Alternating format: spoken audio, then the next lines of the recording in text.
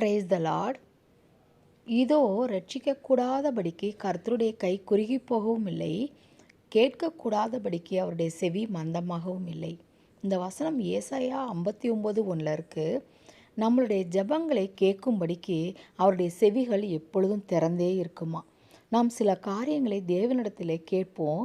அப்போ தேவன் கேட்க மாட்டாரா என்று நம் சில சமயம் அங்கலாய்ப்பதும் உண்டு. நாம் உண்மையும் உத்தமமாய் இருக்கும் பொழுது, நாம் நம்மை மாற்றிக்கொள்ளும் பொழுது, நாம் பரிசுத்தமாய் இருக்கும் பொழுது, அப்போ தேவனுடைய செவி எப்படி இருக்குமா, நம்முடைய ஜெபங்களை கேட்க திறந்தே இருக்குமா. அவருடைய கைகள் எப்படி இருக்குமா, அந்த ஜெபங்களை எல்லாத்திற்கும் பதில் தருவதற்கு கை நீட்டிய வண்ணமாகவே இருக்குமா. அவருடைய கை குறுகி போவதில்லை என்று வசனம் சொல்கிறது. நாமும் நம்முடைய பாவ வழிகளை விட்டு திருந்துவோமா, மனம் திரும்பி தேவனையே நோக்கி பார்ப்போமா, நம்முடைய காரியங்கள் எல்லாவற்றையும் தேவனிடத்தில் ஒப்புவிப்போமா.